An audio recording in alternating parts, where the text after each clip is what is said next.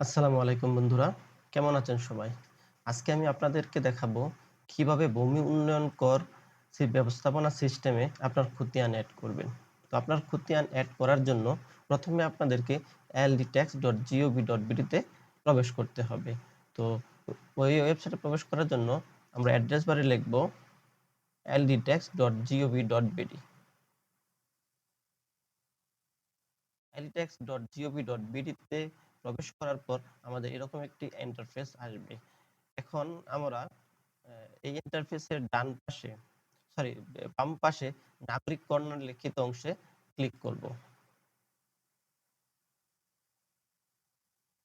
এখন নাগরিক কর্নারে ক্লিক করার পর আপনারা দেখতে পাচ্ছেন ভূমি উন্নয়ন কর ব্যবস্থাপনা সিস্টেম। ভূমি উন্নয়ন কর ব্যবস্থাপনা সিস্টেম এর একটু নিচে নাগরিক লগইন। আমরা নাগরিক লগইনে ক্লিক করে আমাদের রেজিস্টার্ড মোবাইল নাম্বার এবং পাসওয়ার্ড দিয়ে লগইনে ক্লিক করব। লগইনে ক্লিক করার পর আপনার তথ্য যাচাই করা হচ্ছে, অনুগ্রহপূর্বক অপেক্ষা করুন।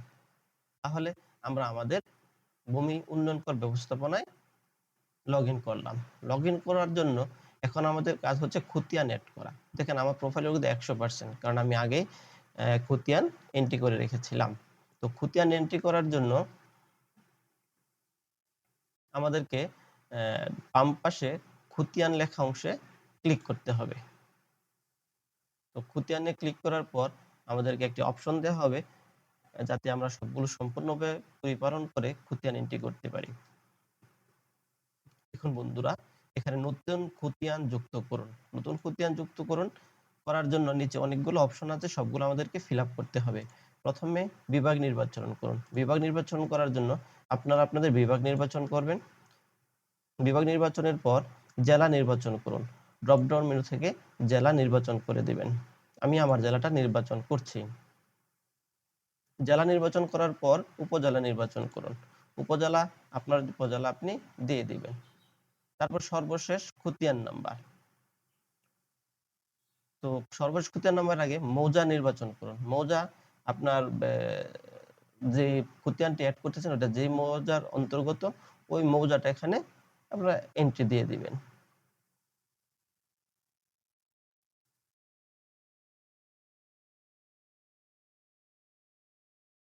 আমি আমার মৌজাটা সিলেক্ট করে দিলাম। মৌজা নির্বাচন করার পর সর্বশেষ খতিয়ান নাম্বার। তো আপনার সর্বশেষ খতিয়ান যদি আপনি আরএস থেকে খারিজ করে থাকেন তাহলে আরএস খতিয়ান নাম্বার, আপনি যদি খারিজা খতিয়ান থেকে খারিজ করে থাকেন তাহলে খারিজা খতিয়ান নাম্বার। আমার এখানে সর্বশেষ খতিয়ান নাম্বার আমি লিখে দিচ্ছি। তারপর হোল্ডিং নাম্বার। হোল্ডিং নাম্বারটা এক এক এলাকায় এক এক রকম হয়।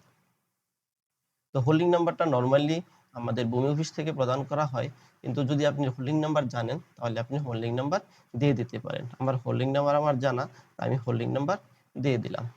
তারপর চুজ ফাইল, এখানে আপনার খতিয়ান অথবা দাখিল এখানে আপনার আপলোড করতে হবে। তো এখানে আপলোড করার আগে মালিকের ধরন নির্বাচন করুন। আপনি উত্তরাধিকার সূত্রে এই জমিটির খতিয়ান যুক্ত করতে চাচ্ছেন না আপনার নিজের। আমার যেহেতু নিজের সম্পত্তি তাই আমি নিজ অপশনে ক্লিক করে রাখলাম।